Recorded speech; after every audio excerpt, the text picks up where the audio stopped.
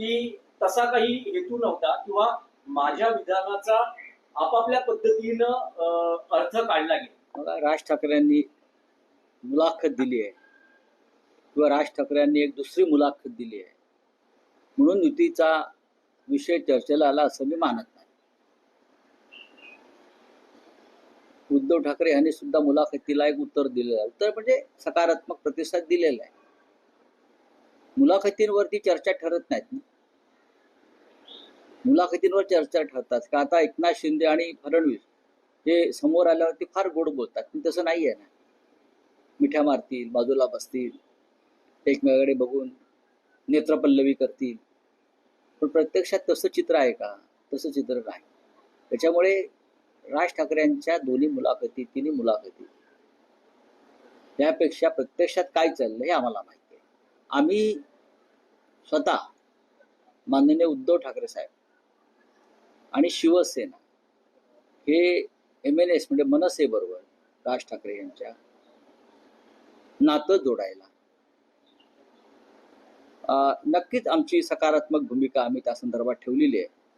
आणि कोण काय बोलतंय त्यापेक्षा ठाकरे काय बोलतायत पडद्यामागे, मुलाखतीच्या माईकवर नाही. राऊत साहेब, तुमचं लोडेड विधान आहे.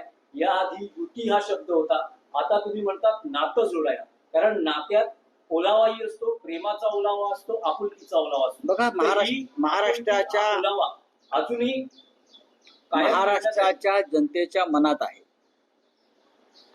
महाराष्ट्राच्या जनतेच्या मनात हा विषय आहे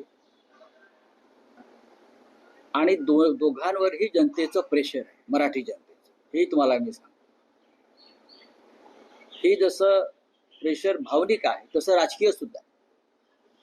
मराठी माणसाला मुंबईवरती आपला अधिकार कायम ठेवायचा असेल, हक्क ठेवायचा असेल आणि ईस्ट इंडिया कंपनी सुरत कंसा private limited, proprieted by Amit Shah, Devendra Fadnavis, Narendra Modi वगैरे वगैरे सगळे, आणि त्यांचे इतर बाकी शेअर होल्डर्स मुंबईतले, त्यांच्या जबड्यातून मुंबई वाचवायची असेल तर मराठी माणसाला सर्व काही विसरून एकत्र यावं लागेल. मराठी माणसाला ताठ मानेनं या मुंबईत जगायचं असेल तर सर्व मतभेद, सर्व जळमट आणि किलमिश दूर ठेवून आपल्याला एकत्र यावं लागेल. ही शिवसेना पक्षप्रमुख उद्धव ठाकरे यांची अत्यंत महत्त्वाची भूमिका आहे. उद्धव ठाकरे यांचं मन हे विशाल आणि मोठं आहे. त्यांनी आम्हाला सांगितलेलं आहे, आम्ही चर्चा केलेली आहे, माझी कालही चर्चा झालेली आहे, आणि आपण या संदर्भात सकारात्मक पाऊल टाकायला हरकत नाही.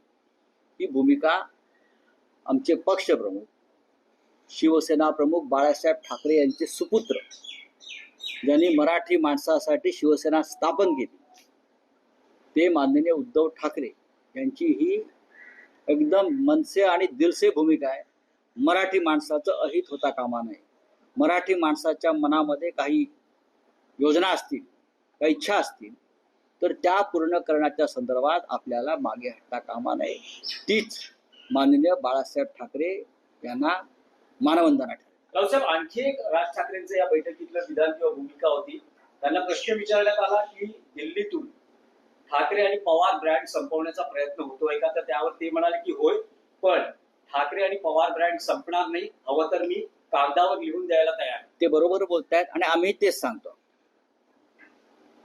हे जे आहेत ईस्ट इंडिया कंपनीचे मालक जे दिल्लीत बसलेत, गुजरातमधून गेलेले, त्यांची भूमिका आहे की जोपर्यंत ठाकरे आणि पवार ब्रँड संपत नाही तोपर्यंत मुंबईसह महाराष्ट्राचे तुकडे करता येणार नाही, आपल्याला गिळता येणार नाही. ही आर्थिक राजधानी आणि आर्थिक राज्य एवढं मोठं, आणि त्यासाठी आधी ठाकरे आणि पवारांना संपवा, नष्ट करा वेगळ्या वेगळ्या माध्यमातून.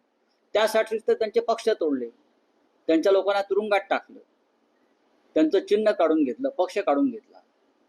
ही जी त्यांची भूमिका आहे या ईस्ट इंडिया कंपनी सुरतची, ती त्यासाठीच आहे. पण ब्रँड संपलेला नाही. लोक ठाकरेंच्या आणि पवारांच्या मागे अजूनही आहेत. तुम्ही बोगस वोटर लिस्ट निर्माण करून निवडणुका जिंकलेला आहात. आणि मी तुम्हाला आता खात्रीनं सांगतो, या देशातून मोदी आणि शहा आणि फडणवीस ही नावं पुसली जातील. कारण त्यांनी देशासाठी काहीच केलेलं नाहीये, महाराष्ट्रासाठी काही केलेलं नाही. मराठी